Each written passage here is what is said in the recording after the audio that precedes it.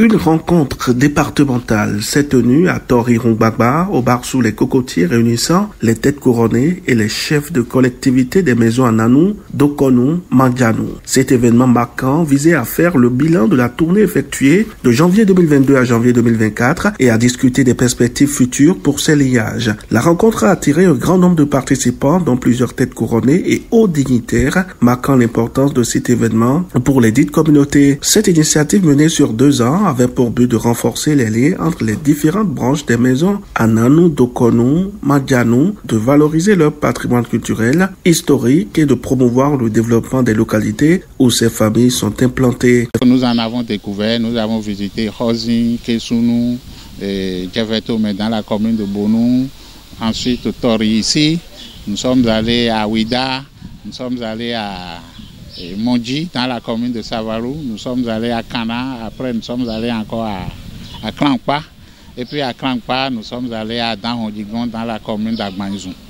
Donc ce matin nous avons rendu compte à nos chefs collectivités de la tournée et surtout de ce que nous avons pu récolter, notamment l'histoire d'installation des Ananou Dokonu dans chacune de ces localités, les panégyriques Ananou Dokonu dans chacune de ces collectivités, et les totems qu'il y a dans chacune des localités et surtout les divinités qui existent. Et nous avons constaté que dans l'histoire d'installation, chacun se réfère toujours à Djibé Ouémé. Partout où nous sommes passés, tout le monde dit nous sommes partis de Djibé Ouémé pour venir nous installer. Ça nous a beaucoup ému parce que nous sommes partis de Djibé Ouémé pour tenter de regrouper les Ananou Dokonu dans l'objectif de créer une union nationale des collectivités Ananou Dokonu. Durant la tournée, les délégations visitaient diverses localités, notamment organisant des séances de discussion et des ateliers sur des sujets variés allant de la préservation des traditions et des cultures locales à la gestion des ressources communautaires. C'est pas maintenant des années à nous, nos pères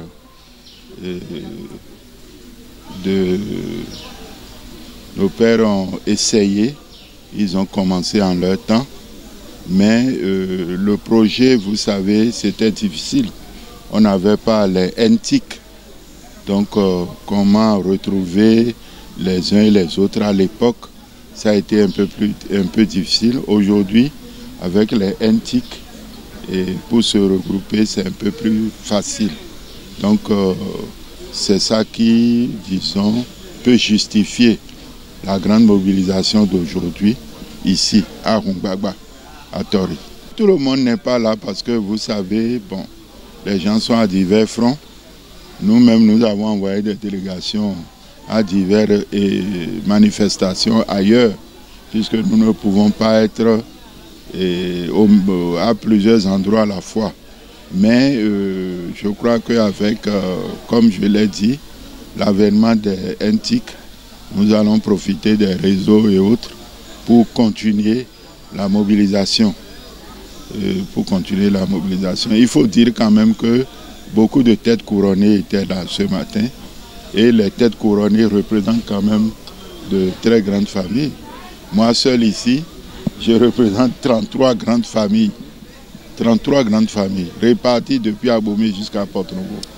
Et je suis l'unique trône qui gère l'ensemble de cette superficie-là. Donc c'est dire que ma seule personne représente quand même quelque chose de significatif. Et il en est ainsi pour les têtes couronnées que j'ai vues dans la salle. Donc les Ananou Dokonu se sont vraiment répartis au niveau du Bénin. Et aujourd'hui, j'occupe quand même des collectivités familiales assez grandes. À Tori-Rungbagba, le bilan de cette tournée a été largement positif. Les chefs de collectivité et les têtes couronnées ont exprimé leur satisfaction quant aux résultats obtenus et ont souligné l'importance de maintenir cette dynamique de coopération et de dialogue. La rencontre a également été l'occasion de renforcer les liens intergénérationnels en impliquant les jeunes dans les discussions et en les encourageant à s'engager activement dans la préservation et la valorisation du patrimoine culturel de leur lignage. Il nous a offert gratuitement le site pittoresque de Rungbagba. Là où nous sommes, nous n'avons pas payé un franc pour être là-dedans. Et il a même pris en charge pratiquement.